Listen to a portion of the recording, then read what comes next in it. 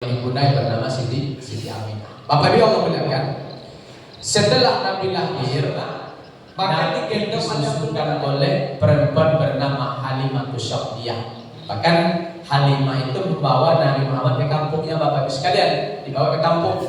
Itu ceritanya luar biasa. Di saat bersama Halimah itulah Nabi kita Muhammad pernah dibelah dadanya, Pak. Jadi Rasulullah itu pernah dibelah dadanya 2 kali.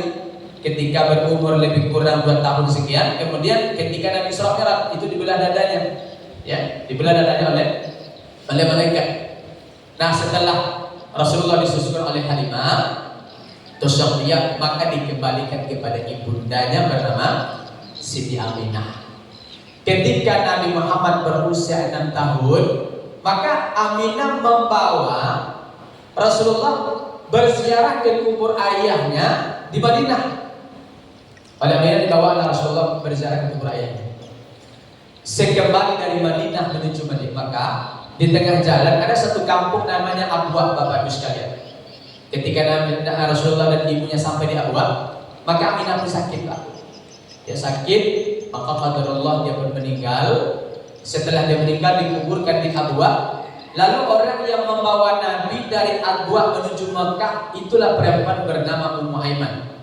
Ummu Aiman itu dalam sejarah nanti akan dinikahkan oleh Nabi dengan anak angkatnya bernama Yazid Zaid bin Harisah.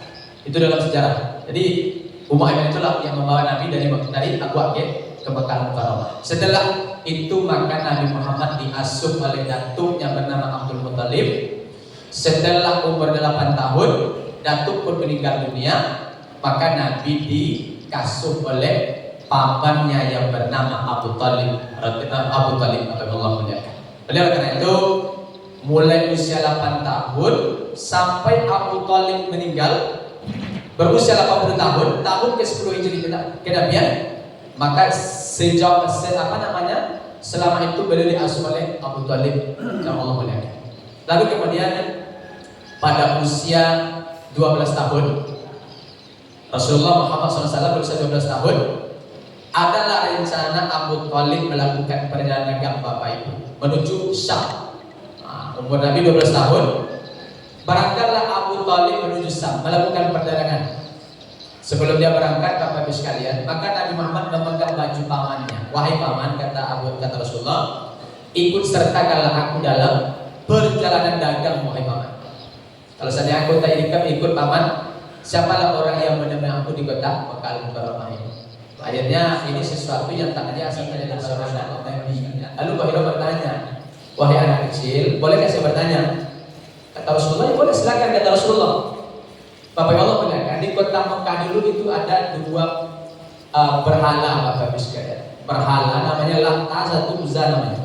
Satu lagi Uzza. Itu berhala besar. Jangankan orang menghina, Pak, orang menghina mencaci, disebutkan nama berhala itu saja orang takut, Pak. Namanya Lata dan Uzza. Nah, ketika si Buhairah bertanya kepada Rasulullah, ya anak kecil, saya bertanya, tapi saya bertanya kepada engkau demi nama Lata Uzza.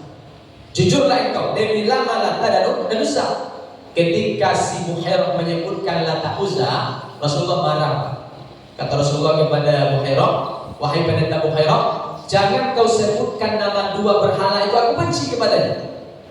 Jadi ketika Nabi menyebutkan benci tadi, Buhairah yakin, ini tanda-tanda seorang nanti, karena Nabi itu tidak percaya kepada namanya berhala. Tapi belum hakul yakin, Pak. Belum hakul yakin. Lalu kata Buhairah kepada Rasulullah SAW, ya anak kecil, boleh tak saya melihat bagian punggung belakang? Bagian punggung. Kata Rasulullah, silakan. Maka Rasulullah membuka bajunya, maka ternyata Masya Allah Bapak Ibu sekalian, ternyata ciri seorang Nabi itu dalam Sirah Nabawiyah itu adalah di bagian bahu sebelah kanan, itu bagian bahu kanan itu tumbuh daging, Pak. Daging, yang daging itu kemerah-merahan, yang daging itu ditumbuh oleh rambut yang halus, itu bagian bahu sebelah kanan. Masya Allah, ketika Buhairah membuka baju Rasulullah, disaksikanlah ada daging tubuh yang ditumbuh oleh rambut yang halus. Ya, itu jadi Nabi. Jadi kalau ada di antara orang ngaku sebagai nabi, cuma tengok bau sebelah bawahnya, ya bau mas sebelah bawahnya. Ada tak tubuh daging? Ya, tapi bapak ibu mungkin aku ada tubuh, tapi bukan di bawah Ustaz. Di kotiak tubuhnya sana, tubuh kecil nabi juga. Bukan kecil nabi, dia di bawah sebelah kanan tubuhnya. Ya, ada tubuh. Bapak tahu bangunan kan? Jadi apa namanya? Ketika ditengok oleh si Yahudi ini, oleh si Buhairah, baru dia. Kemudian dia masuk ke dalam gereja. Dia bisa ditengok wajah Rasulullah. Wajah Nabi Muhammad itu kan gagah, Pak. Ganteng, ya. Wajah Nabi itu ganteng, alis mata Nabi itu tebal, hidung Nabi itu mancung, ya.